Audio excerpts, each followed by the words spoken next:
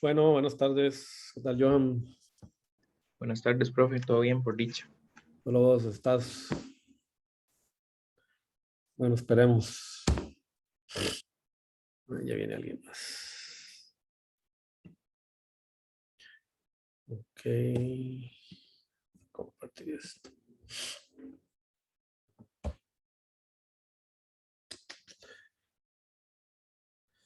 Bueno, ahí les dejé los exámenes entonces para que los revisen. No, todavía, digamos, son notas preliminares, ¿verdad? Tienen una semana para que los revisen con calma. Cualquier cosa, si tienen algún reclamito, alguna cosa por ahí que ustedes ven que se tiene que corregir, me lo mandan por correo anotadito ahí, el mismo PDF, me ponen en el correo ahí, me explican, ok, el errorcito, es muy común que haya errores muchas veces de sumas y otras cosillas por ahí, entonces por favor tienen toda esta semana, ¿verdad? Para pasarme todo eso. Y tengo que terminar de corregir las tareillas extra de simulaciones, que eso sumaban puntos extra para este examen. Así que espero hacer eso la semana que viene. Bueno, estamos en semana 11, entonces ya estamos, sí, perdón. Una pregunta, los puntos extras, por ejemplo, de este examen, si no se necesitan o algo así, ¿qué sucede? Súmelos, ¿qué importa? Igual se suben a la nota, ¿verdad? O sea, Sí, claro. todo bien. ¿Por qué no se van a sumar a la nota? Lo que Está sí bien, es profe, que, gracias. lo que sí es que al final del curso no le puedo poner más de un 100, ¿verdad? Y lo siento. Si al final del curso llegas y tenés un 120, ahí sí, sorry, te quedas con un 100, ¿verdad? Pero son acumulativos, no hay problema. Ah, ok, profe, gracias. Entonces, sí, no se preocupen por eso. Ok, entonces, ya me olvidé qué es lo que les estaba diciendo. Bueno, estamos en semana 9, ya estamos, es 10, 11, perdón, semana 11, estamos ya bastante avanzados en el curso. Vamos a buen ritmo, un poquito levemente atrasados, pero en realidad siempre pasa, esto es un curso con mucha materia, así que eh, normalmente, como les digo, los dos últimos temas generalmente los evaluamos de manera mucho más leve. El último tema, que es amplificadores de potencia, lo evaluamos con la tarea del proyecto que ustedes están haciendo. Y el tema de osciladores generalmente se deja como algo muy introductorio, porque ya es un tema de por sí complicado como para terminarlo de ver en un curso que ya de por sí está bastante saturado. Entonces, pero vamos a buen ritmo, en realidad no estamos mal. Vamos a recordarles, ¿verdad? Que dentro de 2 semanas me tienen que entregar el primer avance, ¿verdad? El 20 de octubre, que vayan trabajando con eso, haciendo los cálculos, revisando lo que yo les indico ahí, las preguntas clave que les pongo ahí en el enunciado del proyecto para que vayan trabajando en esas preguntas, tratando de resolverlas poco a poco, sin preocuparse. Yo sé que por ahora ustedes ven ese circuito como algo complicado, grande, enredado. Al final del semestre, dentro de 5 semanas, vamos a ver que en realidad no deja de ser un circuito complejo, pero que ustedes ya lo van a dominar, lo van a entender.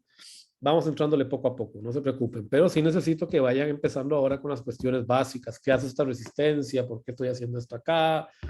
Que son las preguntas que estoy planteando ahí y que están respondidas, perdón, en uno de los enlaces que les coloqué, ¿verdad? Donde está sacado el ejemplo. Entonces, ustedes pueden ir evaluando algunas de las fórmulas que deriva el diseñador, que son leves variaciones a veces, si no son iguales a las que estamos usando, entonces se las podemos discutir, pero necesito que se vayan metiendo de a poquito, porque eso además nos va a ir ayudando con lo que tiene que ver luego con realimentación y que es el último tema fuerte, digamos, que vamos a hacer el curso.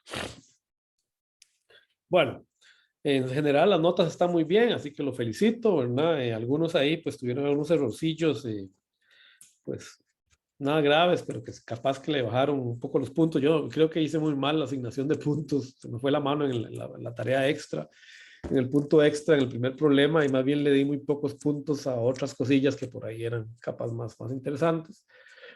Luego me di cuenta que había dejado por fuera un punto de evaluación importante en el problema 2, que era calcular las impedancias de salida, de entrada y de salida, ¿verdad? Con respecto a un parámetro, y eso se me fue, pero bueno, ya no se los podía evaluar, no lo había puesto en el enunciado. En fin, lo bueno es que salieron bien y todos van bien encaminados. Recuerden que además los puntos extra todavía me falta por calificarlos, los que se les añade a esta tarea. Bueno, Vamos a arrancar entonces con el tema respuesta-frecuencia. Vamos a continuar, mejor dicho, con el tema respuesta-frecuencia. Vimos que esta es una, digamos, área fundamental, ¿okay? Que es necesario comprender para cuando uno va a diseñar circuitos, porque, bueno, como ustedes lo saben, ¿verdad? La idea de la electrónica en principio y generalmente es el proceso de información, y mientras más rápido sea ese proceso, pues mejor, ¿verdad? La idea es que nuestros sistemas sean lo suficientemente veloces, tal que se logre pues procesar la mayor cantidad de información necesaria, y eso, como vimos, tiene un impacto directo sobre los circuitos que estamos diseñando, ya sea a nivel de efectos no lineales como el slew rate, que pueden afectar, digamos, el comportamiento de un circuito lineal y que están ampliamente relacionados con lo que sucede, por ejemplo, en la lógica digital. Y fenómenos lineales como el que estamos viendo ahorita, que es el tema ya de lo que es la respuesta a frecuencia espectral, digamos, de nuestros sistemas ante determinadas señales de entrada y salida. Es un tema que ustedes van a profundizar mucho más en señales y sistemas, y que forma parte fundamental de el área de diseño de lo que se conoce como DSP y señal mixta, que es un área que es muy buscada, ¿verdad? En la actualidad, sobre todo para precisamente la manipulación digital de información, ¿verdad? Es una cosa donde todos estos temas se ven, tal vez ya no desde una perspectiva muy de circuitos, pero que están, ¿verdad?, ahí presentes en el análisis de grandes cantidades de datos, en lo que se conoce como Big Data. Entonces, todos estos fundamentos es necesario, pues, llevarlos, ¿verdad?, sólidos, para luego, cuando lleguemos a esos cursos más avanzados, ya sea en el área de computadores o en el área electrónica, ¿verdad?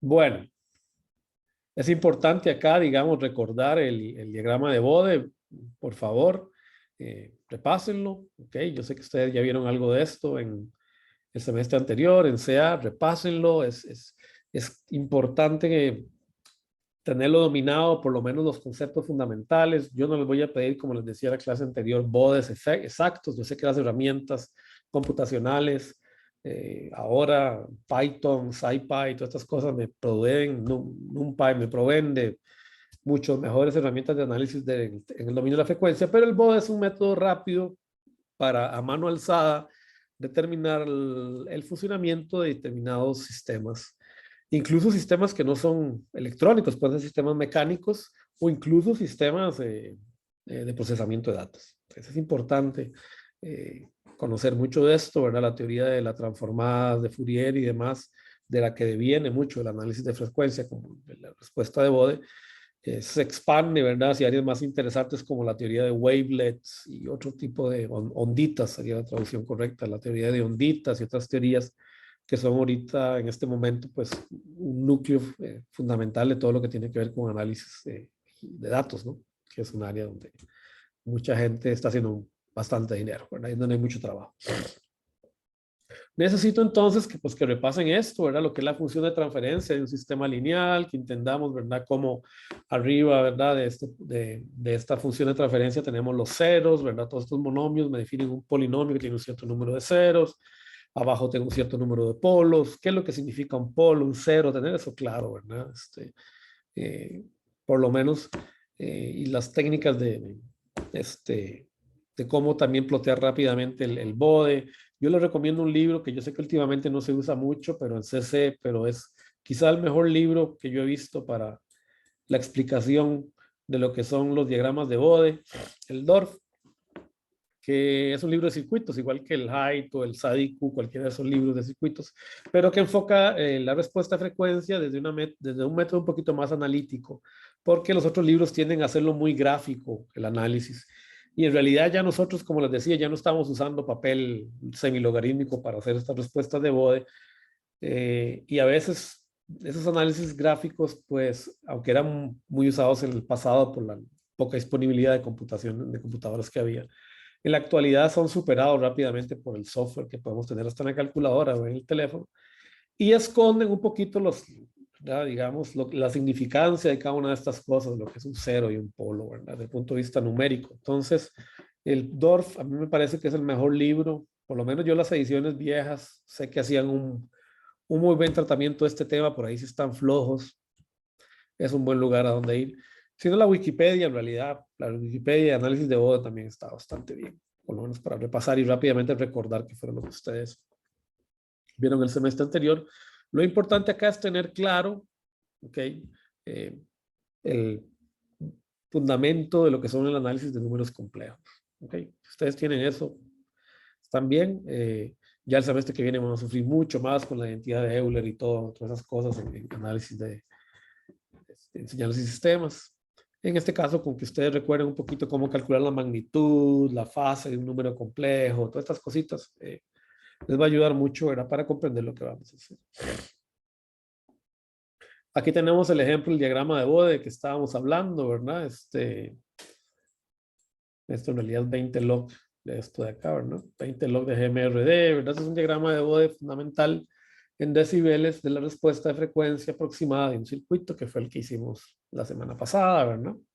Acá tenemos la respuesta del circuito de manera tradicional, ¿verdad? Sin usar escalas logarítmicas, por lo menos en el eje de frecuencia. Y acá, bueno, lo que sucede cuando cambiamos a una respuesta semilogarítmica en el eje de frecuencia y calculando la ganancia en decibeles de mi ganancia de voltaje, ¿verdad? Entonces, generalmente, el estar en capacidad de hacer estos grafiquitos rápidamente es lo que yo pido. Más en el orden de magnitud que en el orden de fase. En el orden de fase no nos vamos a preocupar tanto, por lo menos no sino hasta que lleguemos al final del semestre. Bueno, en esta función ya habíamos determinado, ¿verdad? Que este circuito tenía una respuesta que ustedes se acordarán, era igual a menos GM RD por 1 más S C L RD. Bien, hecho este análisis, pues claramente tenemos acá un polo, ¿verdad?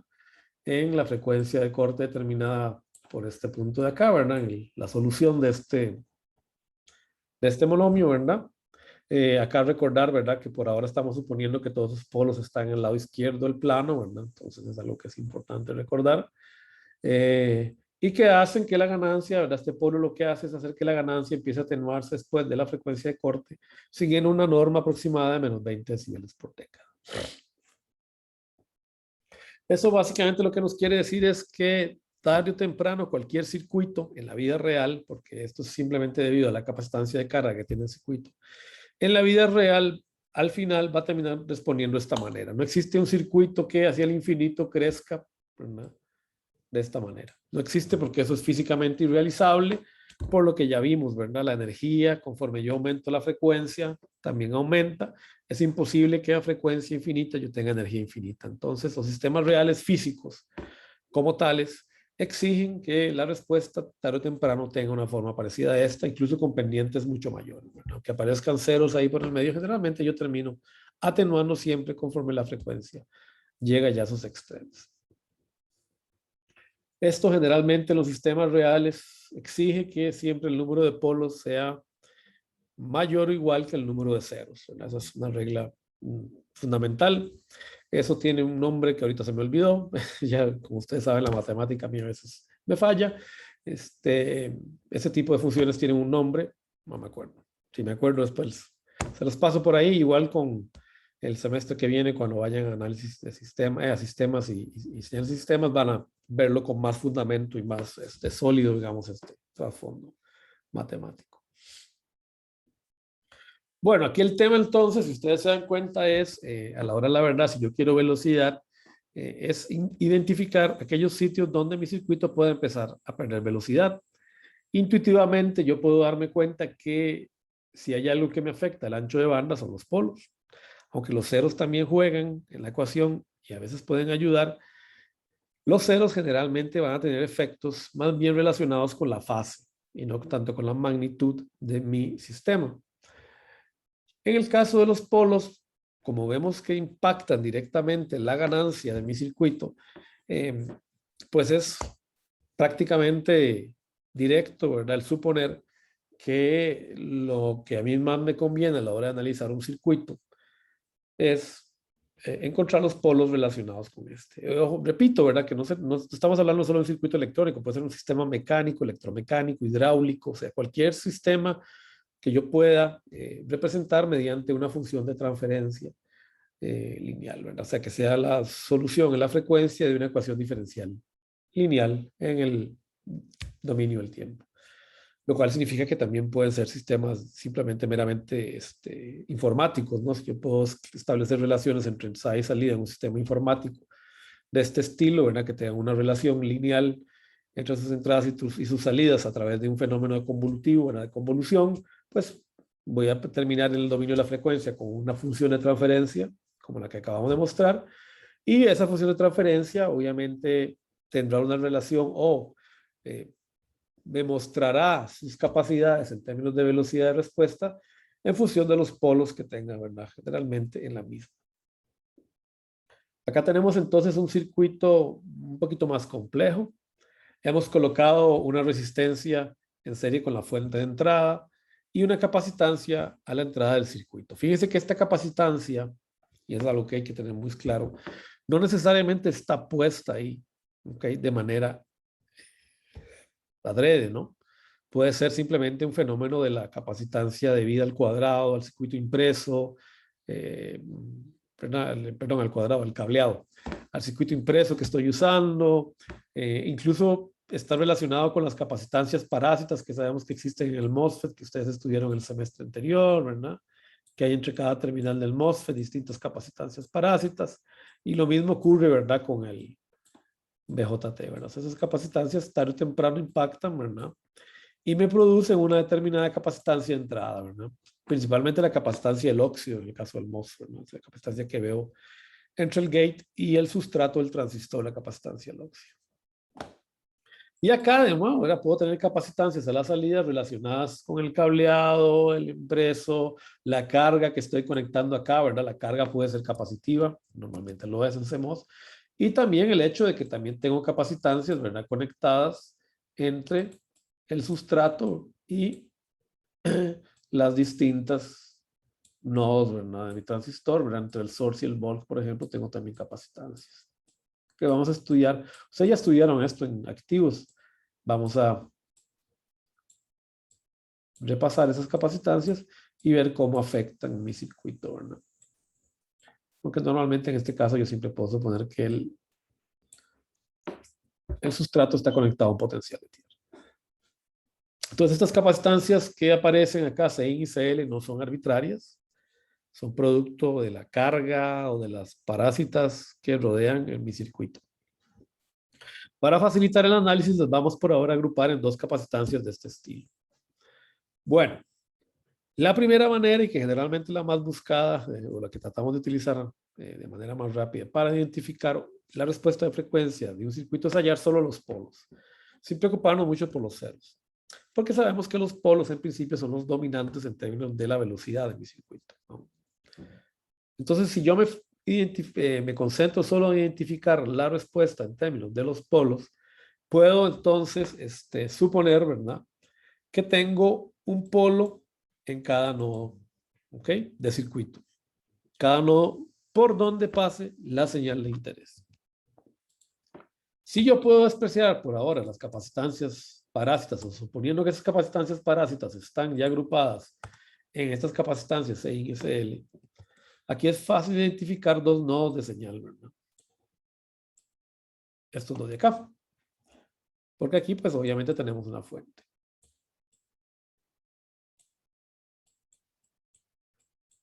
Entonces tengo dos puntos donde es posible identificar una constante RC. Vean que si yo aplico Thevenin sobre este nodo de acá, considerando la capacitancia que veo desde este nodo hacia tierra y multiplicando la capacitancia que veo desde este nodo, vamos a ponerle un numerito 1, a tierra, yo puedo decir que tengo una constante tau en el nodo 1 igual a la resistencia que vea hacia tierra por la capacitancia que vea hacia tierra en este nodo, mediante un análisis de Thevenin. Que en este caso, si ustedes recuerdan Thevenin, ¿verdad? Sería lo siguiente, ¿verdad? Suponiendo que ya esta capacitancia que veo hacia la derecha está englobada dentro de este Sein, y sabiendo que hacia la derecha de este nodo la resistencia es infinito, ¿verdad? Puedo suponer que R1 no es ni más ni menos que solo RS, ¿verdad? Fíjense que al hacer Thevenin para este nodo, mirando hacia la izquierda, tengo que cortocircuitar VI, ¿verdad? Tengo que hacerla cero. Tengo que cortocircuitar la Tierra. Entonces yo puedo suponer que RS es igual a R1 y que la capacitancia total queda contemplada dentro de esa capacitancia que definimos como Sein. Este realmente es el procedimiento que vamos a seguir. Vamos a tratar de, en la manera de lo posible, llegar a simplificaciones como estas. No siempre será posible, pero igual trataremos siempre de usar este método, conociendo que en algunos casos eso tal vez no se comporte muy bien y tomando las salvaguardas necesarias en caso de que así sea, ¿verdad? Que nos topemos con esos casos. Luego tengo un nodo 2 donde puedo hacer el mismo análisis, ¿verdad? Suponiendo que lambda es igual a 0, yo puedo suponer que tengo otro tau 2 que es igual a la resistencia total. Pero que yo veo desde mi nodo 2 hacia tierra, que en este caso es RD, ¿verdad? Recuerden que el análisis de respuesta a frecuencia es en pequeña señal, y si no, y tal vez no es correcto que les diga recuerden, tal vez no se los he remachado, pero bueno, lo remacho, ¿verdad? Recuerden, es un análisis en frecuencia, en respuesta de frecuencia, o sea, en CA, pequeña señal. Lo que quiere decir que en CA, ¿verdad? Esto es una tierra, ¿no? Ok. Y la capacitancia también que veo desde este nodo hasta tierra, que sería CL. Fíjese que tengo dos constantes de tiempo que me producen dos polos. Que yo sé que mi respuesta en el tiempo, en términos de la respuesta de la frecuencia, perdón, de la respuesta temporal, como solución de la ecuación diferencial que tiene que resolverse en este circuito, me dice que tengo en realidad aquí un juego exponencial es que tiene dos polos, ¿verdad? Perdón, tiene dos exponentes distintos, ¿verdad? Dos constantes de tiempo distintas para dichas exponenciales. Si lo revisamos desde el punto de vista de la frecuencia, normalmente es más sencillo. Yo puedo suponer que en este circuito tengo una relación, ¿verdad?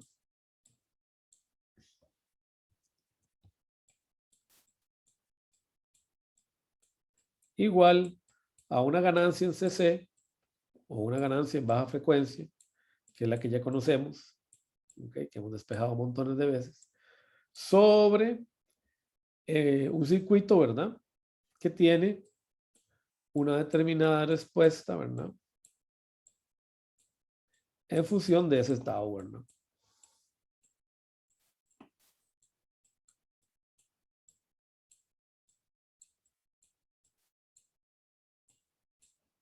¿Verdad? Sustituyendo los valores de tau, ¿verdad? Acá, y recordando, ¿verdad? Que la frecuencia de corte es 1 sobre tau, ¿verdad? Ok. Yo entonces puedo, ¿verdad? Obtener esta expresión de acá, ¿verdad? Simplemente lo que estoy haciendo es transformando esto a esta ecuación, ¿verdad? Menos GM RD sobre 1 más S sobre omega 1, ¿ok? Por 1 más S sobre la frecuencia natural, ¿verdad? Indicada por estas constantes, o estos tau, ¿verdad? Estas respuestas. Y luego lo que hago es aplicar la regla, ¿verdad? El cálculo de magnitudes para un circuito, para un polinomio imaginario, ¿verdad? Como arriba la función es lineal, perdón, la ecuación es lineal, bueno, lineal sí, pero como arriba es real, ¿verdad? Totalmente, menos m por rd, no hay ningún componente imaginario. La magnitud de menos m por rd es gm por rd, es directo, ¿verdad? La magnitud. Y abajo, estos son números complejos, así que tenemos que calcular la magnitud de ambos números complejos utilizando las reglas que ya conocemos, ¿verdad? Para encontrar la magnitud de números complejos, que es simplemente una variación, ¿verdad? Del teorema de Pitágoras. Así que eso ustedes ya lo conocen. ¿Verdad? Pues es simplemente encontrar el largo del vector, ¿verdad? Que está escrito por este par, ¿verdad? Por esta ecuación. Bueno.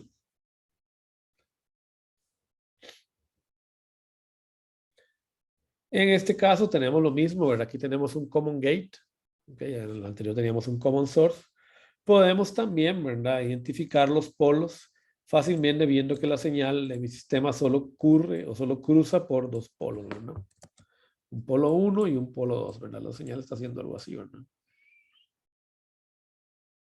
Vean que no estoy tomando en cuenta los nodos que están conectados a la fuente de entrada ni a la señal de salida, porque no tiene lógico, ¿verdad? No es lógico, ¿verdad? A mí lo que me interesa es encontrar lo que ocurre en los nodos dentro del circuito que estoy analizando. Bueno, en este caso ustedes se darán cuenta, ¿verdad?, que la impedancia vista hacia tierra, si yo hago un Thevenin desde este nodo, es un paralelo, ¿verdad? Estoy viendo 1 sobre GM mirando hacia, por supuesto estoy suponiendo que lambda igual a 0. Mirando entonces hacia el source de ese transistor estoy viendo 1 sobre GM y mirando hacia la fuente de entrada estoy midiendo RS. Y es claro que, puesto que esa medición se hace contemplando, ¿verdad?, el hecho de que la UEI está cancelada por ser un Thevenin, estas dos relaciones quedan en paralelo, ¿verdad? Entonces tengo esta impedancia en el nodo 1 que está multiplicando a Sein, que sería la capacitancia parásita o que yo vea, ¿verdad?, equivalente, desde este mismo nodo 1 a tierra. Así que aquí tenemos, ¿verdad?, todo el tau o la constante tiempo 1 de este circuito.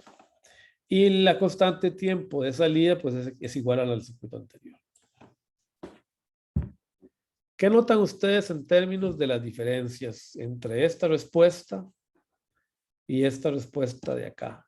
¿Cuál creen ustedes que será mayor? ¿Omega P1 o omega P sub 2? Bueno, perdón, omega P1 en el common source, para el common source, o omega P1 para el common gate, el compuerta común. Fíjense que aquí omega P1 del common source es igual a 1. A ver, ¿qué me van a decir? Sí, profe, que el de arriba porque está en paralelo con 1 sobre GM. Exacto, ¿verdad? Fíjense El de abajo, que o sea, el de abajo este de abajo, es mejor dicho, ¿verdad? Sí, este de abajo tiene la frecuencia mayor, ¿verdad? Porque este número es más pequeño, ¿verdad? Tenemos este paralelo. Eso hace, ¿verdad?, que en principio este circuito tenga menos problemas de respuesta de frecuencia, como vamos a ver más adelante, que el common source. ¿Por qué? Porque este polo, si nosotros hiciéramos un plot de la respuesta de frecuencia de este circuito, ¿verdad?, en términos de los primeros polos, es muy probable que este circuito hiciera algo como así, ¿verdad? Primero aparece un polo y luego aparece el otro polo, ¿verdad? Sería omega P1, perdón, omega, eso sería para el common source. Sería omega P1 y omega P2 aparece por acá. Mientras que si yo ploteara el common gate, vamos por la parte, es muy probable, ¿verdad?, que ese dibujo lo voy a hacer por aquí, se dé vuelta y que la frecuencia en realidad de corte fundamental sea esta. Este omega P2 aparece primero y omega P1 aparece mucho después. Y de aquí queda claro, ¿verdad?, que el ancho de banda de este circuito es mucho mayor. Este sería el BW del common source y este sería el BW del common gate. Lo que yo puedo suponer es que el ancho de banda del amplificador common gate es mayor que el ancho de banda del amplificador common source. Eso hace que este amplificador sea usado bastante en circuitos de alta frecuencia. Eso lo vamos a seguir viendo. Nada más lo estoy introduciendo. Vamos a ir con calma. En la clase que viene vamos a volver sobre este tema con más, ya con más profundidad. Pero vamos a ir más o menos ya intuyendo qué es lo que sucede en este circuito, ¿verdad? O cuáles las diferencias que hay entre estos dos tipos de circuitos. Ahora, ¿qué sucede cuando tengo un circuito como este, ¿verdad? Este puede ser algo extraño, ¿verdad?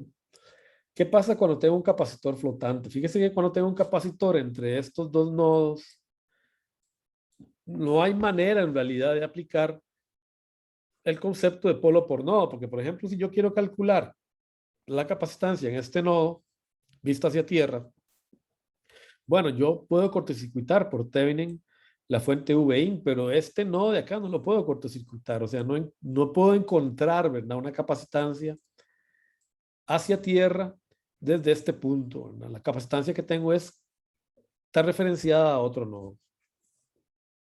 Eso es un problema, ¿verdad? Entonces, aquí el análisis se vuelve más complicado. Acá además, noten que hay algo muy importante, que además existe un cero que me va a meter este capacitor. ¿Cómo sé que existe un cero? Ustedes se preguntarán, ¿verdad? Intuitivamente. E intuitivamente ustedes pueden saber que siempre hay un cero en una función de transferencia cuando aparece un capacitor en serie en algún lado. ¿Por qué? Porque ustedes saben que si yo defino la ganancia de este circuito, si AV está definida como la relación que hay entre V out y V en el nodo 1, yo sé que tarde o temprano esta relación, ¿verdad?, tiende a 1, o sea, la ganancia tiende a 1 cuando la frecuencia crece. ¿Por qué? Porque tarde o temprano este capacitor se hace un corto, ¿verdad? Ustedes saben que este capacitor me genera una reactancia equivalente igual a 1 sobre CF. Entonces, si omega crece mucho, este término empieza a ser 0 y básicamente lo que está haciendo este capacitor es cortocircuitando el amplificador. Entonces, eso intuitivamente debería darnos, ¿verdad?, la idea de que por ahí hay un 0 en la función de transferencia. Está anulando la función de transferencia, ¿verdad? ¿Qué es lo que hace un 0? La hace 0 la función de transferencia. Entonces, en este caso, ¿verdad?, esta ganancia, pues, prácticamente tiende a ser 1. ¿Ok? Entonces, eso es un problema. Pero igual, ¿verdad? Como les digo, en realidad el problema más grave de estos circuitos generalmente se debe a los polos. ¿Cómo hago yo para encontrar los polos en este circuito? Bueno, puedo hacer el análisis y de hecho lo vamos a hacer la semana que viene completo, nada más para ver lo complicado que es, como para que lo vean qué complicado que es y para sacar un poquito de perspicacia, ¿verdad? Obtener un poquito de conocimiento profundo de cómo podemos usar esto luego cuando usemos aproximaciones. Lo que vamos a hacer es tratar de ver cómo transformar este capacitor. Cómo lo convertimos en algo más fácil de manejar. Para eso existe algo que se conoce como el teorema de Miller. Miller era un ingeniero a principios del siglo XX, por ahí de los años 20, 30, que descubrió cuando ellos diseñaban amplificadores que no usaban transistores, sino que usaban válvulas de vacío, tubos de vacío, descubrió que la capacitancia que uno veía a la entrada de un circuito electrónico, ¿ok?, era más grande de la que realmente se podía medir. O sea, aparentaba ser más grande. Como que había algo que hacía que esa capacitancia aumentara de magnitud. O sea, que él ponía aquí un capacitor, por decirles algo, una estupidez, ¿verdad? Ponía un capacitor de 1 microfaradio, pero cuando él medía la respuesta del circuito en términos de frecuencia, el circuito se comportaba como si esta C fuera en realidad 10 microfaradios, 20 microfaradios, o sea que se multiplicaba el valor. Bueno, él, después de mucho análisis, encontró que eso se debe a algo que se llama efecto de Miller. Bueno, en realidad no le puso efecto de Miller, después lo bautizaron así en honor a él, que tiene que ver con la ganancia que produce este transistor. ¿Okay? Este transistor está ejerciendo un efecto sobre esta capacitancia. Y él propuso este teorema. Este es el teorema de Miller. El teorema de Miller dice que si yo tengo una impedancia, fíjense que es una impedancia, no es una resistencia, una impedancia entre dos nodos, tal que se produce una relación, ¿verdad?, de ganancia entre este nodo 1 y este nodo 2, esto se puede transformar en un equivalente de este estilo. ¿Ok? Donde yo puedo entonces ahora ver dos impedancias más bien referenciadas hacia tierra. Una llamada la reactancia Z1 que va a ser igual a la ZF de mi sistema dividido entre 1 menos la ganancia de mi circuito. O sea, definiendo la ganancia como lo que hay entre V2 y V1, ¿verdad? Lo que está diciendo acá es que AV es igual a V2, V1. Ese es el método tradicional que estamos usando para calcular la ganancia, es la definición. Y una Z sub 2 que puede calcularse también por esta fórmula. ¿Ok? ¿Cómo se prueba esto? Bueno, él básicamente lo que dice es utilizar un análisis fundamental de circuitos, porque las leyes de Kirchhoff se tienen que cumplir. Y él lo que dice es que si por este nodo 1 va una corriente en esta dirección, para que estos nodos de acá no se vean afectados, supongamos que todos estos nodos, ¿verdad? Están entrando, que pueden estar unos entrando y otros saliendo. Para que la LSK no se vea afectada acá, yo tengo que generar una corriente equivalente por acá.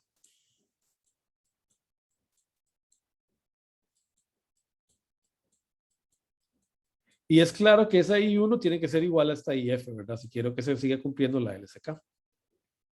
¿Ok? Y lo mismo aquí, ¿verdad? Si yo supongo que esta corriente viene por acá y se está subdividiendo, pues tengo que asegurar que exista, ¿verdad? Una corriente alternativa I2 que supla esa IF. Tal que se me generen las corrientes de salida que la ley de Kirchhoff manda. O sea, lo que queremos decir es que esta transformación tiene que ser tal que para todas estas ramas que están acá, es como si el circuito no hubiera cambiado, desde el punto de vista de las relaciones de Kirchhoff.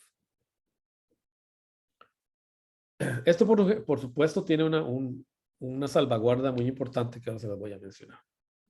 Entonces, si esto es así, si yo puedo definir esta IF en función de mi ley de Ohm, ¿verdad? Que sería V1 menos V2 sobre ZF. Esta expresión tiene que ser igual a I2. A I1, perdón. I1, ¿verdad? Por ley de Ohm, es esta de acá, tiene que ser igual a este V1 sobre Z1. ¿Ok? Del mismo modo, del otro lado, también esta IF igual a V1 menos V2 sobre ZF, ¿verdad? Aquí sería la misma relación. Tiene que ser igual a menos V2 sobre Z2 porque fíjese que la dirección de la corriente, ¿verdad? Es distinta o está variada con respecto a la definición de la polaridad de la caída, ¿verdad? En Z2, porque fíjese que la definición de polaridad exigida, ¿verdad? Mi propuesta inicial es que tiene que ser positiva sobre el nodo 2. Entonces, por eso aparece este menos. Si yo defino la ganancia a V como lo que acabamos de decir, ¿verdad? A V igual a V1 sobre V2. Bueno, dicho, a V2 sobre V1. Yo puedo rápidamente recuperar esto de acá, ¿verdad? Este Z1 pasa a multiplicar, este V1 menos V2 pasa a dividir, este ZF pasa a multiplicar y llego a obtener esta expresión, ¿verdad? Luego de reacomodar, ¿verdad? Mi circuito, ¿verdad? Sacando aquí factor común V1, me queda 1 sobre 1 menos V2 sobre 1, ¿verdad? Y esa es la definición de AV. Y lo mismo ocurre por este lado, ¿verdad? ¿Ok? Solo que al revés, ¿verdad? Porque pues la definición de V2 tiene signo distinto, ¿verdad? Entonces lo que me queda acá es que la Z sub 2 es equivalente a esta relación de acá. Bueno, esta es una tarea extra, pero no se las voy a dar, pues ya les he dado muchas, así que esta no vale. Esta era para el curso anterior, ¿ok? Ya que por aquí, digamos un poquito menos con tareas extra. Así que yo les voy a probar esto. ¿Será el teorema de Miller aplicable a un divisor resistivo? Podremos aplicar el teorema de Miller. O sea, podría agarrar yo, digamos, este circuito y transformarlo de manera que lo vea equivalente a como yo vería un análisis de Thevenin. Fíjese que si yo hago un Thevenin mirando hacia aquel lado, ¿verdad? Yo diría que mirando desde V2 hacia V1, puesto que este nodo tengo que ponerlo a tierra por las reglas de Thevenin, voy a ver un paralelo R1 R2. Mientras que si veo desde el lado izquierdo, ¿verdad? Sabiendo que V2 es una señal de salida, o sea que no tengo que tocarla cuando hago mi Thevenin, voy a ver una serie, ¿verdad? Voy a ver R1 más R2. O sea, eso es lo que yo vería equivalente en mi divisor resistivo. ¿Qué pasa si aplico el teorema de Thevenin? Muy bien. El teorema de Thevenin dice, la transformación de Thevenin dice que si yo tengo una resistencia flotante entre un nodo V1 y un nodo V2, ¿verdad? Puedo decir, ¿verdad? Que esto va a ser equivalente a una resistencia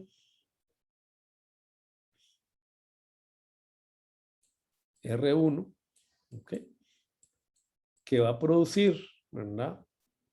Perdón.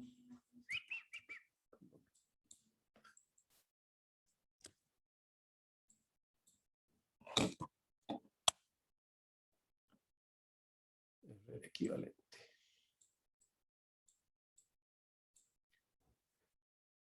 Uno, y voy a tener desde el otro lado, ¿verdad? Una resistencia equivalente 2 con V2. ¿Ok? Y recordando, ¿verdad? Que AV es igual a V2 sobre V1. Ok, recuerden que el teorema de Miller solo se aplica sobre la resistencia flotante. Entonces recuerden que aquí yo estoy suponiendo que tengo un V1, ¿verdad? Que su polaridad está acá, ¿verdad?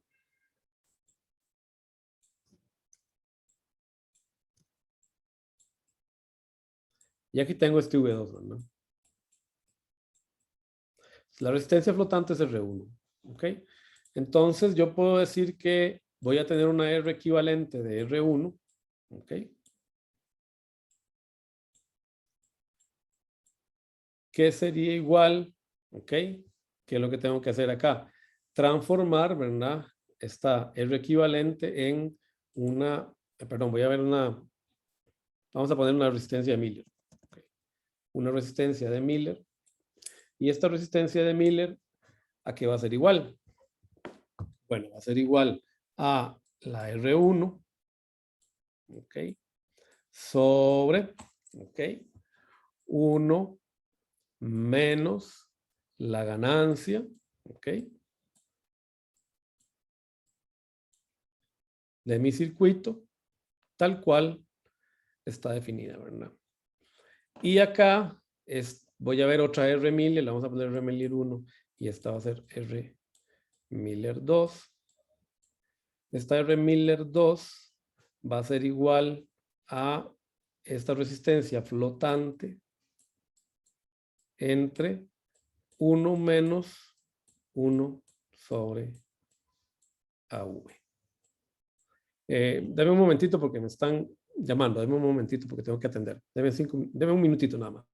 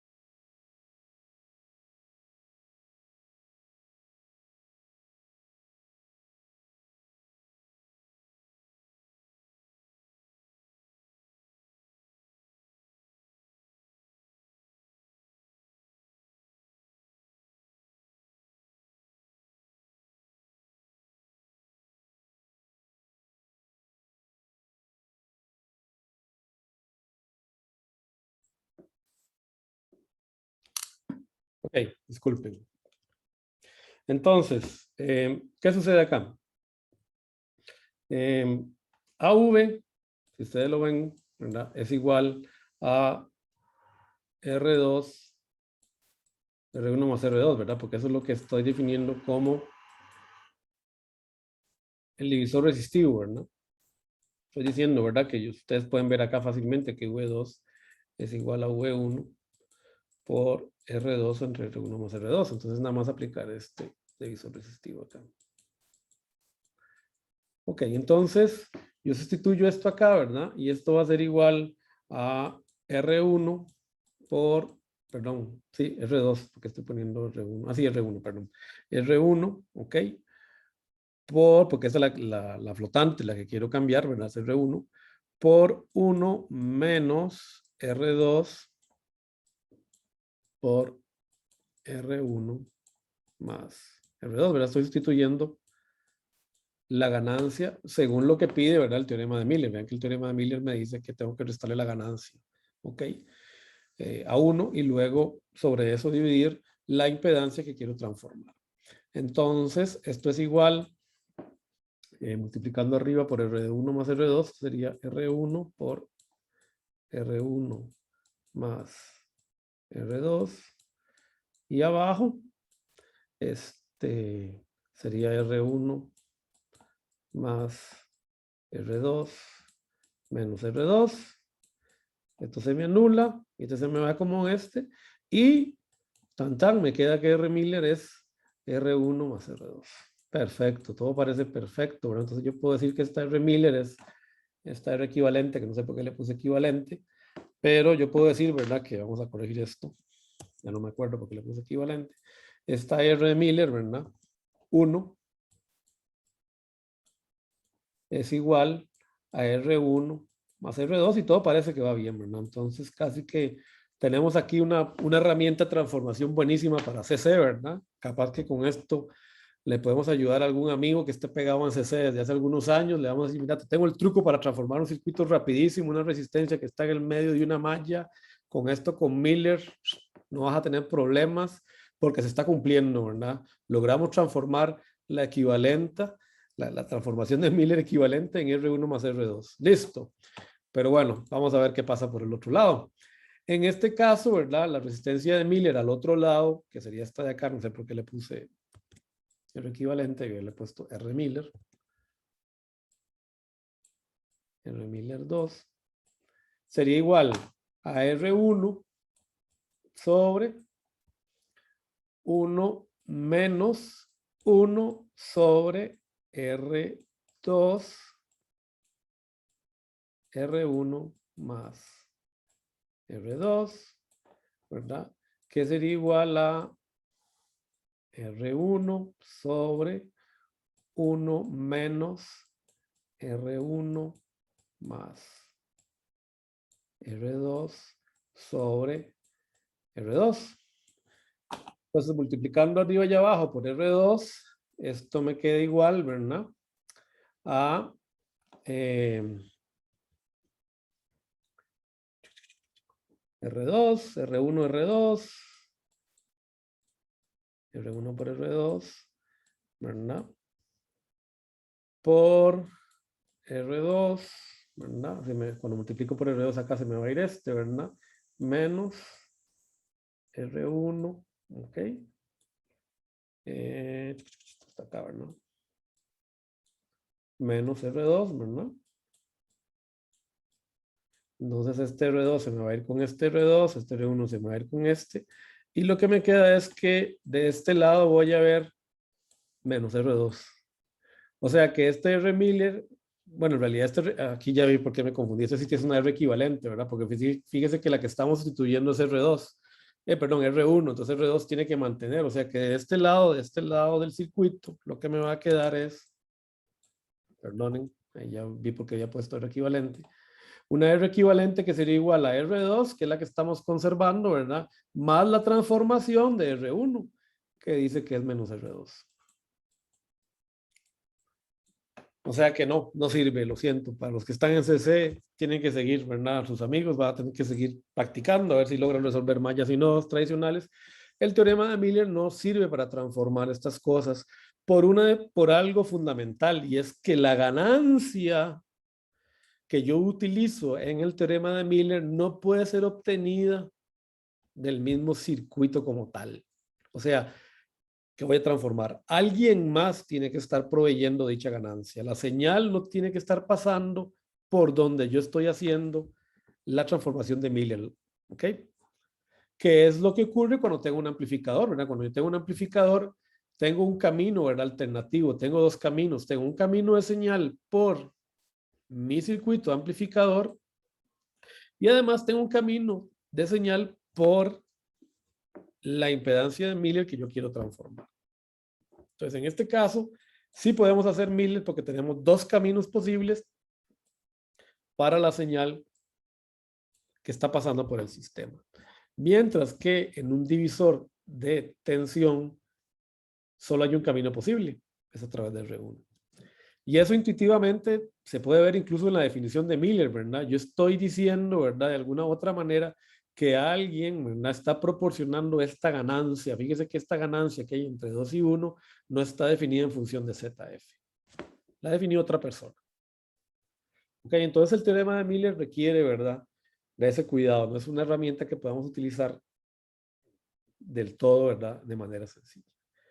Lo segundo es que el teorema de Miller me elimina un cero. Desaparece el cero que produce esta ZF. Y eso es un problema, ¿verdad? Porque eso es algo que puede aparecer después. Entonces la regla es siempre utilizar el Miller cuando tengamos un camino alternativo de señal al de la impedancia que estamos buscando transformar. Una manera intuitiva de ver esto, digamos, de ver cómo funciona la ganancia de multiplicación de Miller, fue en realidad verlo como la vio Miller al principio. Y que de hecho ustedes la estudian muy por encima, no mucho, en lógico, cuando ven con puertas lógicas. Y cuando hacen VLSI, cuando ven, bueno, ustedes que llevan el curso VLSI, yo sé que a ustedes no les gusta sufrir, así que todos me van a oír, pero si alguno alguna vez quiere llevar el curso de microelectrónica, diseño de circuitos integrados, ahí los estaremos esperando.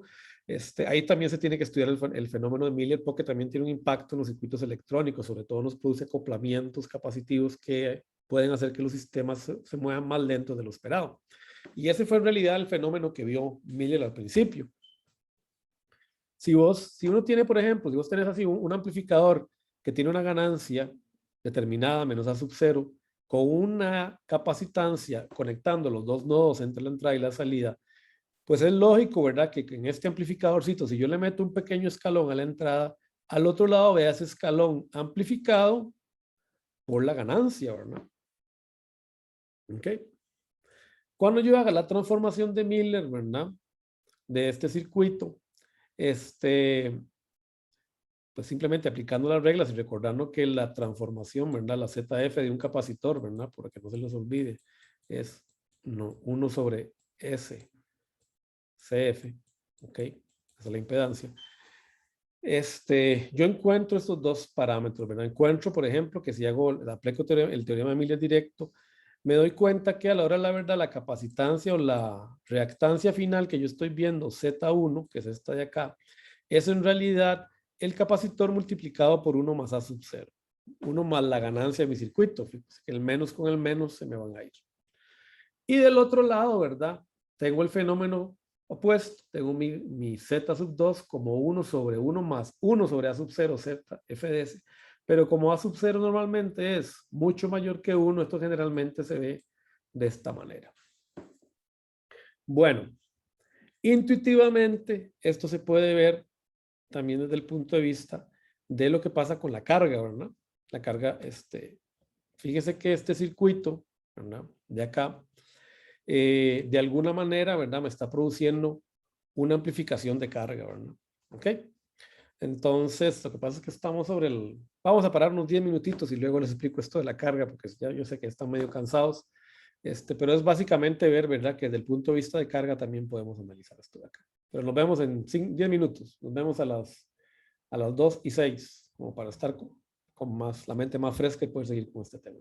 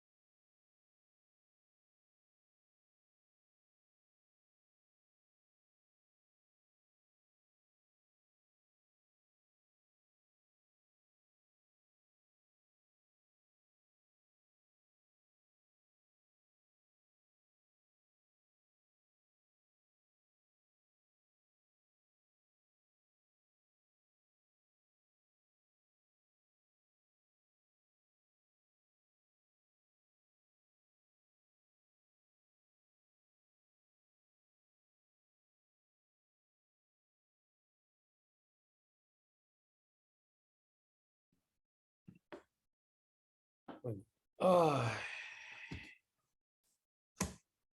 Ok. Vamos a ver. Bueno. Estábamos viendo esto. Entonces, nosotros podemos ver esto más o menos desde un punto de vista físico, ¿verdad? Sin necesidad de entender el teorema de Miller, y esto capaz que a veces hace que esto sea un poquito más intuitivo. Como les digo muchas veces, las fórmulas, las transformaciones, eh, qué sé yo, numéricas que hacemos o matemáticas, muchas veces capaz que nos ocultan un poquito lo que ocurre físicamente, ¿verdad? Dentro del circuito. Entonces, yo siempre les invito, ¿verdad? Busquen siempre la manera de alguna manera desarrollar la intuición de lo que hace el circuito, sin preocuparse tanto por las fórmulas están en los libros, usted las puede encontrar, y como les digo, las fórmulas, los modelos son aproximaciones, pero lo importante es tener conocimiento de lo que hace el circuito, por lo menos intuitivo, porque eso nos va a ayudar mucho a la hora de diseñar y analizar el mismo, ¿verdad? Entonces, acá esto lo podemos ver desde el punto de vista de física electrostática, muy fundamental, como la que ustedes ven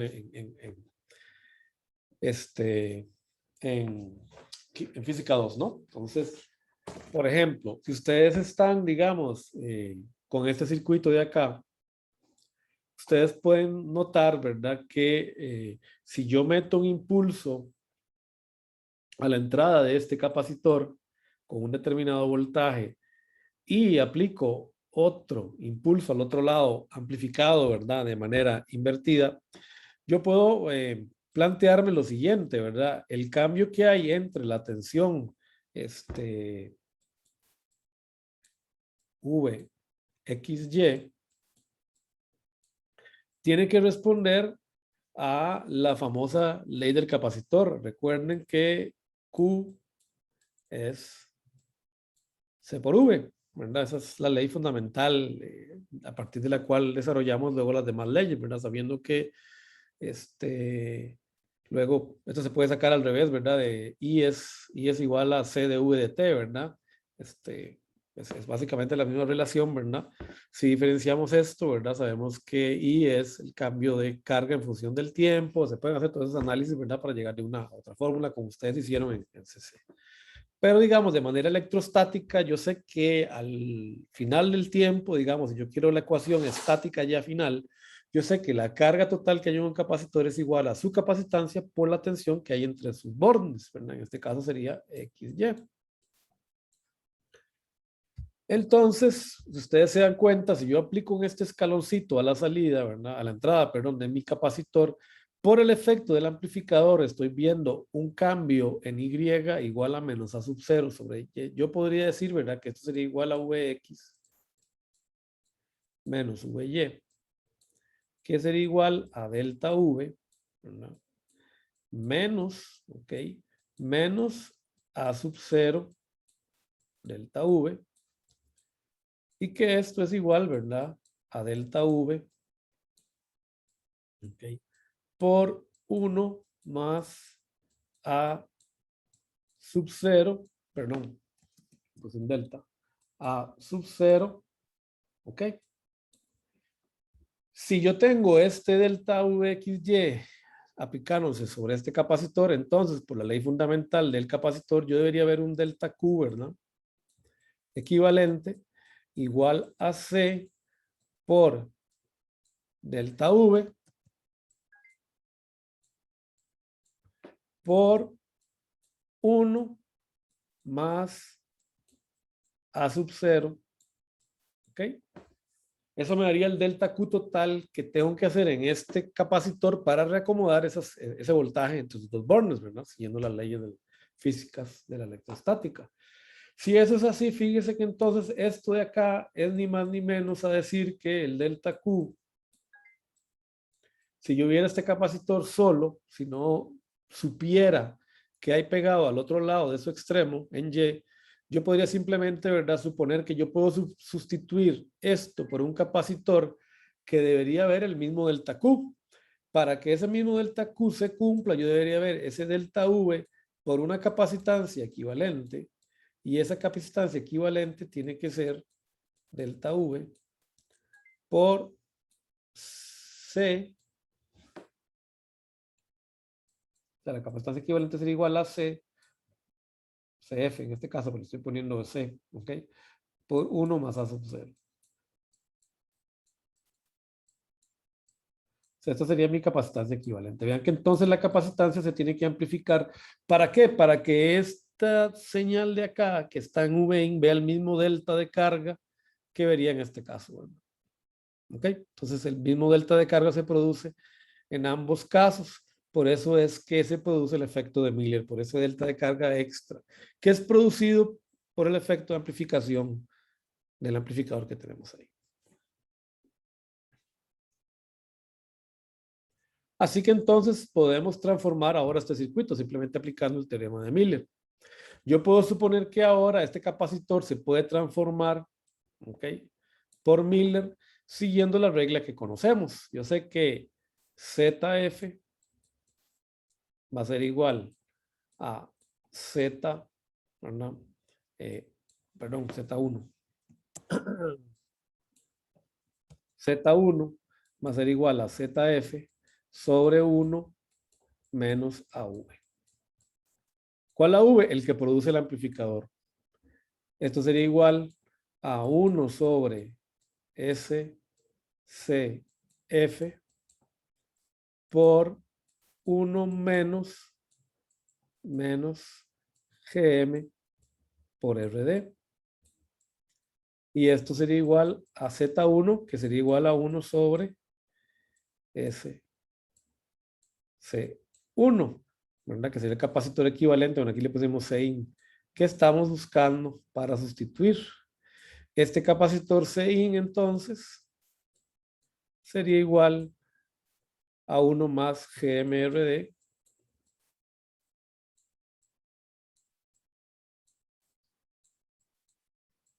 por CF.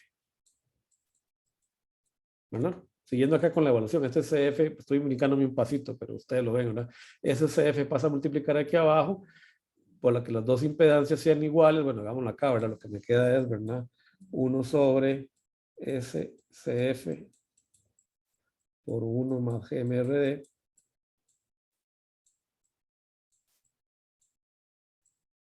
es igual a 1 sobre SCI. Entonces ahí podemos ver por qué los Cins tienen que ser, por qué Cin es igual a esto de acá. Se escaló para arriba el capacitor por la transformación de Miller y el polo ahora aparece ahí. En el otro lado, ¿verdad?, tenemos que hacer la ecuación inversa, solo que es 1 menos 1 sobre AV, así que por eso me queda este término de acá, ¿verdad? Fíjense que normalmente Gm por RD es mucho mayor que 1, normalmente 10 por ahí, así que normalmente yo puedo despreciar esto con respecto a 1, ¿verdad? Y esto es generalmente, ¿verdad?, pues para no andar cargando con muchos números por ahí, generalmente, no siempre, ¿verdad?, se simplifica por esta expresión. Vean que entonces CF se ve amplificado a la entrada, pero no tanto a la salida. ¿Ok? Bueno, ¿qué notan ustedes acá? ¿Qué problema notan con esto? ¿Cuánto esperaban ustedes que fuera este polo? Que fuera parecido a quién. Así intuitivamente uno diría. Un vasito. Ahí está. Perdón, necesito tomar agua.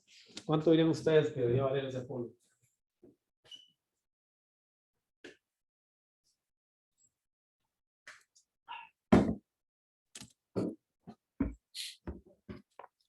Vean que cuando hicimos el análisis inicial del amplificador, supusimos que ese polo, ¿verdad?, era solo esta multiplicación y que ese Cin traía, ¿verdad?, o incluía todas aquellas capacitancias que había en este nodo, incluyendo aquellas que tal vez no eran flotantes. La transformación de Miller nos está indicando que hay un problema en este amplificador, que cualquier capacitancia que haya flotante en estos dos nodos se ve amplificada. O sea que la frecuencia, la respuesta de frecuencia, cae antes de lo que yo esperaba, que yo hubiera esperado tal vez que la capacitancia, que la respuesta de frecuencia hiciera algo así, pero no, cae antes. O sea, el cuello de botella se hace todavía más estrecho. Mi nueva frecuencia de interés está multiplicada por esta ganancia, ¿verdad? O sea, tengo una especie de amplificación, ¿verdad?, de la constante tau, se aumenta, se hace más lenta y por lo tanto la respuesta del amplificador se corta. Eso hace que este polo, que de por sí ya era el dominante en el amplificador emisor común o common source, y por decir dominante quiero decir el primero que aparece en la función, en la respuesta a frecuencia, este polo dominante se ve exacerbado por esta ganancia, y eso es un problema en este tipo de amplificadores que normalmente vamos a tratar de minimizar. No pasa tanto el problema con el amplificador a la salida, ¿verdad? No de salida no vemos este efecto, ¿ok? Bueno, ese es un problema, ¿verdad? Entonces, segundo problema, fíjense que yo les decía que este capacitor produce un cero en la función de transferencia. Sin embargo, si yo escribo mi función de transferencia en función de los dos polos de Miller, yo diría alegremente, ¿verdad? Así alegremente, así sin hacer mucho cálculo, que Vout, Vin es igual a menos Gm por RD por 1 más S omega in. Aquí le quedó muy feo, perdonen. Omega in por 1 más S omega out. Yo diría alegremente esto. Sin embargo, aquí está faltando algo que yo intuitivamente supongo que tiene que existir, ¿verdad? Porque este capacitor está en serie con, ¿verdad? Está en paralelo, mejor dicho, con el transistor. Está en el camino también de la señal entre VIN y VOUT. Entonces aquí falta algo. Aquí falta algo. Que la transformación de Miller no nos da. Y eso vamos a ver que puede ser un problema. Sin embargo, lo bueno de esto es que generalmente la aproximación de Miller, vamos a hacer algunos numeritos más adelante en la clase que viene, es un peor caso. Entonces, por lo menos es una cota que yo sé que me está protegiendo. Que yo puedo esperar que mi circuito responda un poco mejor de lo que predice Miller. Entonces, jugar a la segura, ¿verdad? Pero siempre hay que entender que hay algo ahí que está escondido que el teorema de Miller no nos garantiza. Bueno, esto lo único que quiere decir es que el teorema de Miller es solo una aproximación, recuerden, no es una transformación totalmente válida o, digamos, demostrable del punto de... o sea, que no es exacta totalmente, ¿ok? Es una aproximación. Además, hay algo muy importante que no hemos mencionado, y es que yo supongo que la ganancia de este transistor o de este amplificador GMRD se mantiene constante a lo largo, ¿verdad? De la frecuencia, lo cual sabemos que no es cierto. Este GMRD es una función de la frecuencia, ¿verdad? Entonces, por esos dos lados, ¿verdad? La aproximación de Miller genera a veces resultados que son peores de los que realmente vamos a tener en el circuito real. Pero bueno, en ese caso, digamos que es jugar a la segura, ¿ok? Suponer que eso no nos va a afectar, ¿verdad? Vamos a ver que además omega out está generalmente sobredimensionado. ¿Okay? Bueno, vamos a ver otro tipo de filtros, solo para tener una idea de lo que pasa con los capacitores que están en serie. Los capacitores en serie, digamos, producen, como les digo, un cero, ¿verdad? Y esta expresión ustedes la pueden derivar fácilmente, pues sabiendo, ¿verdad? Que V out en este circuito es igual a V in por R1 entre R1 más 1 sobre SC1. ¿Ok? Bueno, si ustedes multiplican por SC1 arriba y abajo, esto les va a quedar que esto es igual a V in por SC1 R1 sobre 1 más SC1 R1, y de aquí viene esta relación de K. Entonces noten lo que les digo, ¿verdad? Formalmente, ahora sí lo podemos ver, ¿verdad? Del punto de vista de la ecuación de función de transferencia, hay un cero, ¿verdad? Siempre. Y en este caso es un cero en el origen. ¿Ok? Que es por eso la función, ¿verdad? Tiene esta forma, ¿verdad? ¿Ok? Entonces tenemos un cero en el origen que se cancela, ¿verdad? Con un polo en esta posición, ¿verdad? Entonces ahí es se cancela el efecto del cero y la función se mantiene, ¿verdad? Constante. Obviamente sabemos que esto físicamente no es posible, tarde o temprano, ¿verdad? Conforme la frecuencia aumente, nos vamos a topar con algo que va a hacer que la respuesta a frecuencia carga, por lo que ya sabemos intuitivamente, pero matemáticamente, digamos, por lo menos en el análisis inicial, yo puedo suponer que el filtro responde de esa manera. ¿Ok?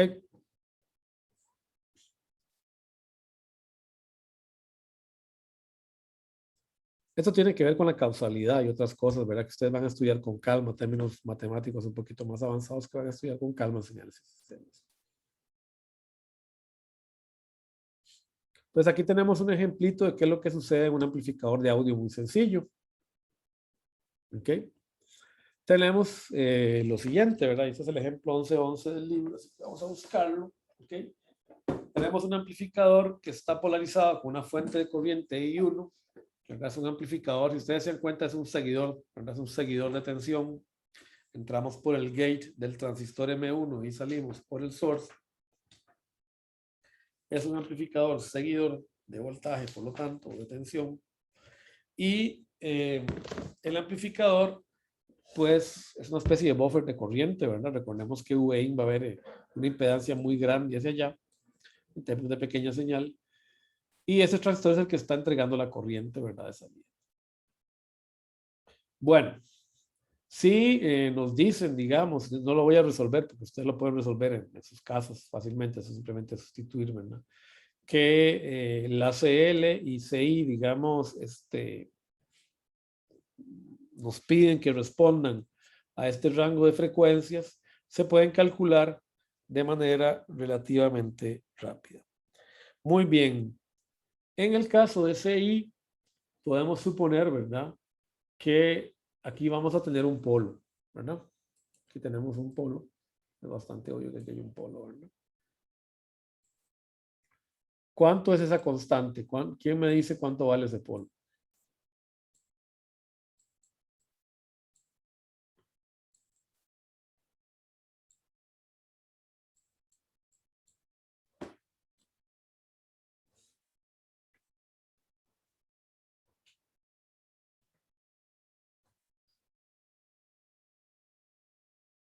Profe, en ese caso sería RI por 6 entre 1.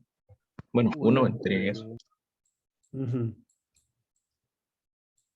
Fíjese que yo vería ahí, tengo un error acá. Está bien lo que me dijiste. Pero eso yo no lo puedo ver como un polo. ¿Por qué? Porque ese capacitor, fíjese que está en serie con la señal, ¿verdad?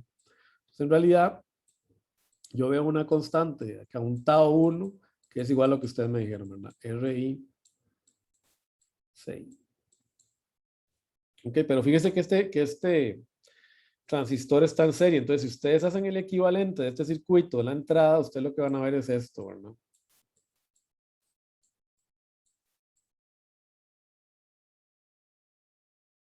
¿No es cierto?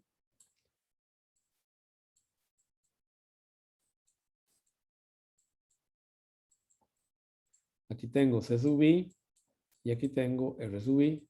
Vean que esta R sub I está pegado a una tierra en CA, ¿verdad? Entonces, que la tensión que caiga acá es la misma que cae, ¿verdad?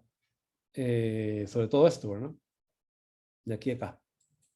Entonces es como la señal de entrada, ¿verdad? V1, que viene por acá. Que tenía en este no tenía. Entonces esto es un filtro paso alto, ¿verdad? Entonces yo sé que este filtro paso alto tiene una función, ¿verdad? V1 sobre Vin igual a S, la tau 1, ¿verdad? R1, RI sub I, por 1 más S, RI sub I. Ok, aquí me preguntan, yo necesito que este amplificador pueda pasar una banda de audio entre 20 Hz y 20 kHz. ¿Cuál de estas dos frecuencias utilizo yo para calcular este tau 1? ¿La de 20 Hz o la de 20 kHz?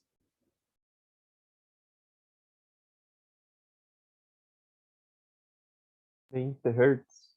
La de 20 Hz, muy bien. ¿Por qué? Porque ustedes están viendo que esto es un filtro paso alto. Entonces esto me va a definir la frecuencia más baja, ¿verdad? Entonces esto sería omega 1, ¿verdad?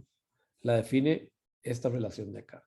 Bueno, entonces si ustedes utilizan estos valores de 20 Hz y los despejan, ¿verdad? Con omega 1 igual a esto de acá, ¿verdad?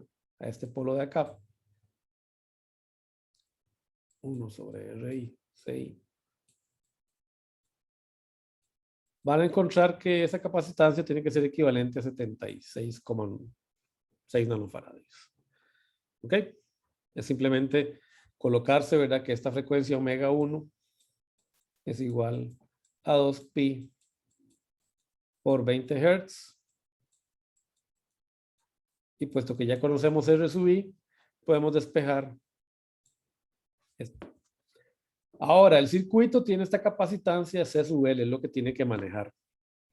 Esa capacitancia, conforme aumente la frecuencia, ¿verdad? Se va a hacer un 0, ¿verdad? Entonces, fíjense que acá yo puedo suponer que tengo, ¿verdad? Un polo. Aquí sí tengo un polo, porque esa capacitancia no está en serie con la señal, ¿verdad? Está aquí. ¿Cuál es la constante de tiempo tau 2?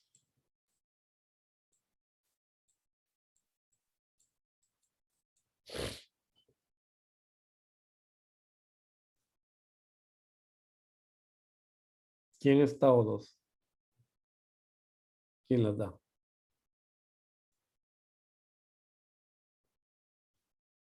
Recuerden que hay que usar Thevenin. ¿Cuál es la resistencia vista desde este nodo a tierra?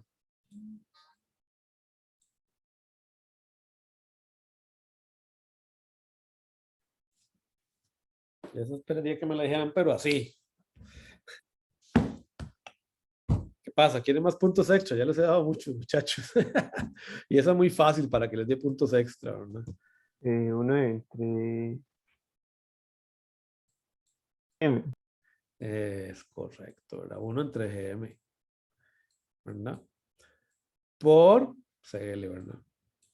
Entonces yo tengo una frecuencia de corte omega P sub 2 igual a 1 sobre GM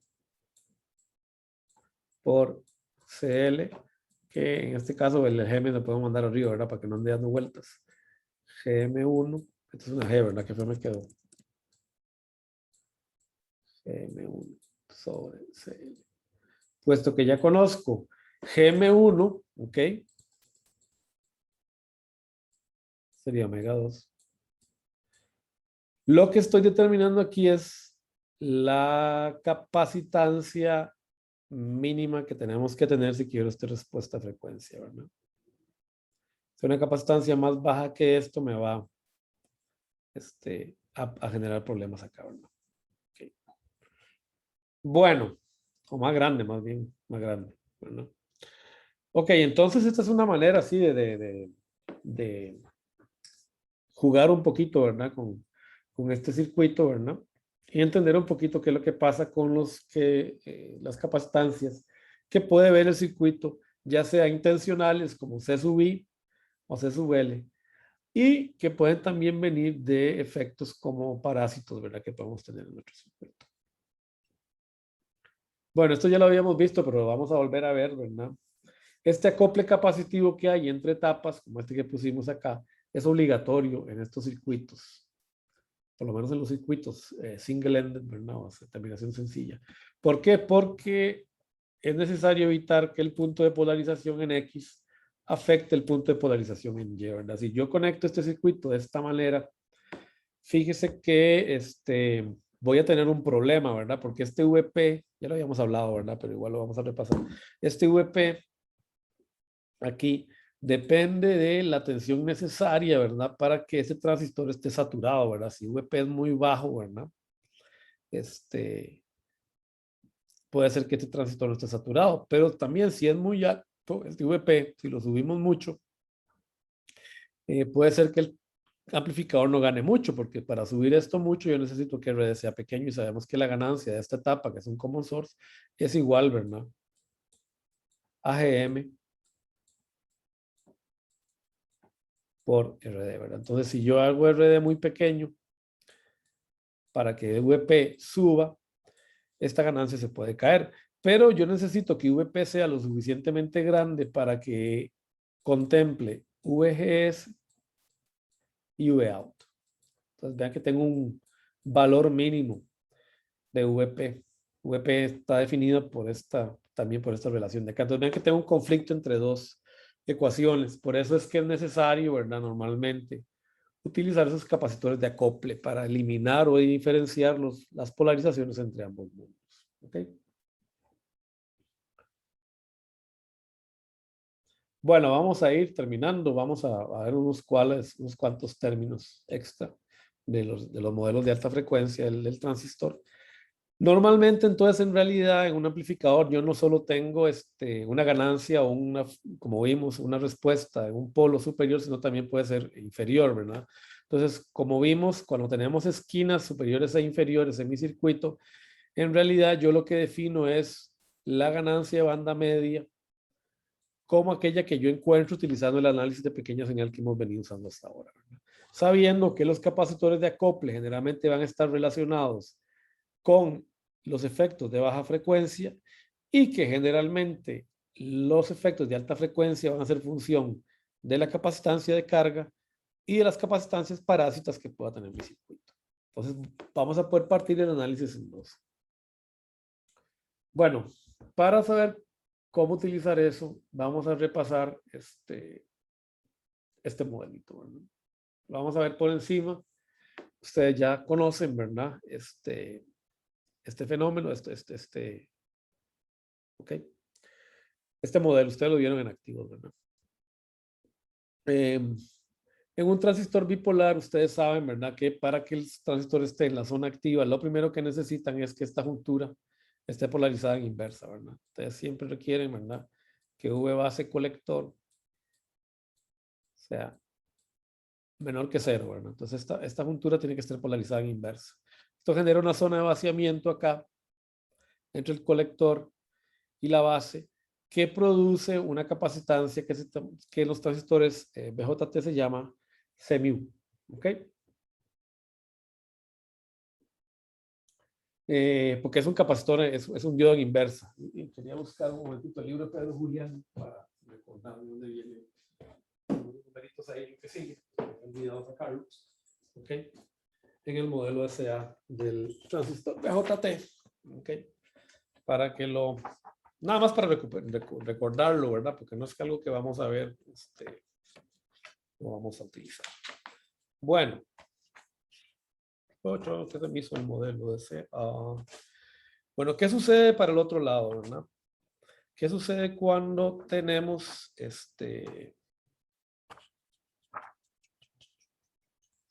¿por qué no tengo el modelo de AC? ¿Qué sucede cuando tenemos la base y el emisor? Recuerden que la base y el emisor más bien están polarizados en directa, ¿verdad? Aquí ustedes siempre tienen que ese transistor tiene que tener una base, V base emisor mayor que 0. En realidad ustedes saben que normalmente para que el transistor funcione bien, ¿verdad?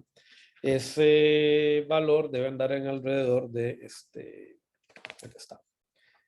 Debe andar en alrededor de yo no sé por qué no puse esto acá. Siempre tengo que sacar el libro Pedro Julián cuando llegue a esta parte. No puse poner la ecuación, ¿verdad? Ustedes saben que normalmente este valor en inversa llega a ser estable, ¿verdad? No sé si ustedes se acuerdan, ¿verdad? Cuando ustedes hacían el modelo, ¿verdad? De capacitancia de la juntura, normalmente uno llegaba, tenía esta curva, ¿verdad? Cuando uno veía la capacitancia en la juntura base emisor, o la capacitancia en inversa de una juntura PN, ¿verdad? O sea, un diodo. Entonces uno sabía que uno pasaba por aquí por un C sub 0 y conforme yo iba aumentando, ¿verdad? La tensión en inversa, ¿verdad? La capacitancia iba, iba disminuyendo, ¿verdad? La capacitancia. Conforme yo aumentaba la tensión inversa, la capacitancia disminuye porque estoy alejando las placas, ¿verdad? Recuerden que esto de acá se ve como placas, ¿verdad? Entonces, si aumento la tensión en inversa acá, la zona de vaciamiento crece, estoy alejando las placas, por lo tanto la capacitancia baja, ¿verdad? Recuerden que la capacitancia en un capacitor plano de placas paralelas, ¿verdad? Era igual a la permitividad del dieléctrico que tengamos, ¿verdad? Por el área de las placas entre la distancia, ¿verdad? Entre las placas, el thickness, que normalmente uno le dice, ¿verdad? El grosor. Bueno, normalmente cuando uno llega hasta una tensión V base emisor igual a 0.7, 0.8, esta capacitancia prácticamente se vuelve constante. Por ahí hay un estudio que se ve en discretos que dice que esto llega a ser aproximadamente raíz de 12. Es como un máximo. Entonces esa capacitancia es esa que está acá, ¿verdad? Normalmente es un máximo que es igual a raíz de 2 CO. ¿no? Pero además hay una capacitancia que no está modelada por este efecto de acá, ¿verdad? Que sería C sub pi. Y es que recuerden que cuando yo voy a encender y apagar el transistor BJT, yo tengo que meter portadores. Tengo que meter portadores por la base. ¿Por qué? Porque recuerden que la idea es generar un perfil de carga, ¿verdad? La idea es que ese perfil de carga hace, ¿verdad? Que al crecer los perfiles de carga a ambos lados de la juntura, ¿verdad? Se produzca lo que se conoce como corriente por difusión. Recuerda que la corriente de difusión es una función del gradiente, ¿no? De portadores que hay en un material o incluso en el aire, ¿no? Lo que pasa con las moléculas en los gases, ¿no? Entonces, cuando yo tengo un gradiente, hay corriente por difusión.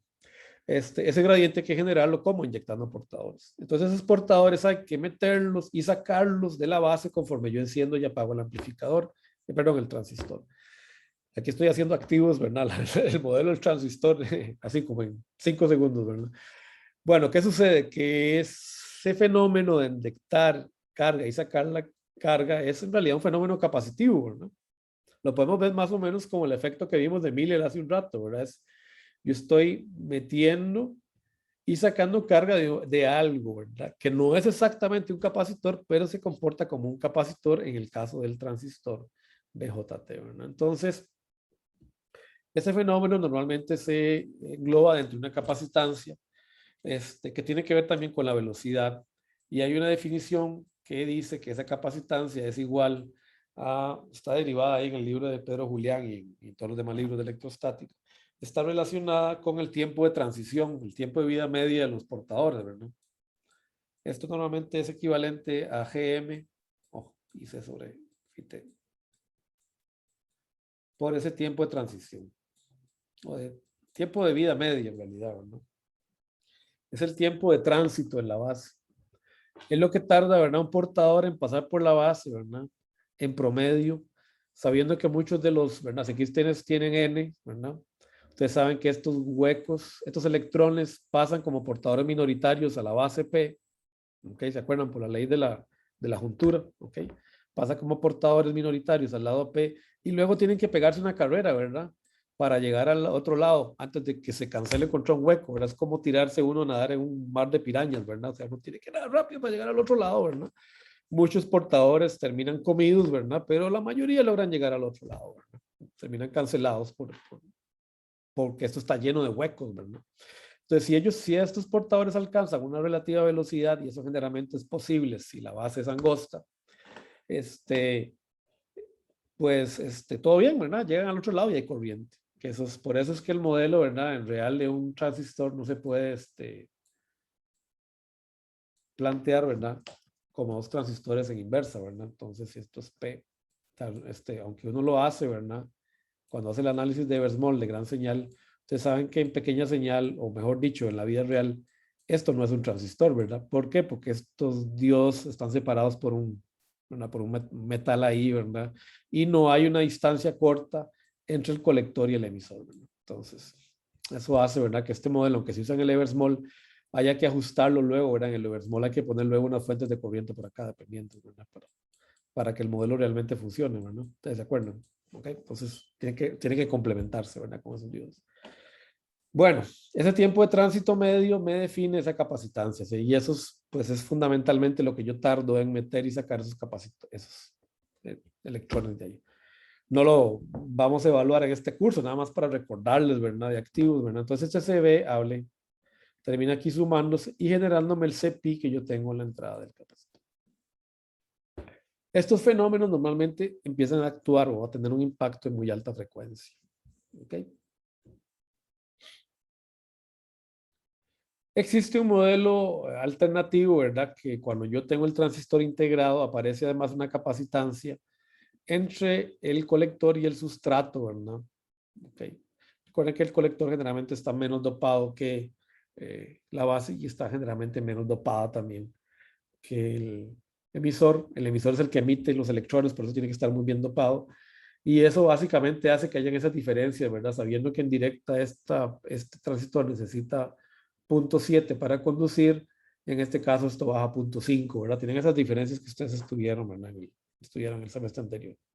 Este capacitor aparece porque pues tengo una juntura de vaciamiento, suponiendo que ¿verdad? El sustrato está pegado a tierra. Y aquí también se me produce una capacitancia parásita que normalmente se pone en el modelo, aquí como paralelo. Yo normalmente no la evalúo, así que si ustedes no la quieren poner, no la pongan. La verdad que es andar jalando algo extra que se utilizará cuando hagan diseño microelectrónico BJT, pero para entender el respuesta a frecuencia fundamental del BJT no hace falta, así que lo sacamos del modelo. Y bueno, yo creo que vamos a llegar hasta acá, porque ahora lo que viene son algunos ejercicios de cómo identificar esas capacitancias y ver cómo quedan conectadas en un circuito real. Pero bueno, eso ya, yo creo que ya hoy le metimos un empujón bien grande a la respuesta a frecuencia. Nos vemos entonces el miércoles. Recuerden que tenemos casi semipresencial, esperando que no nos suspendan otra vez.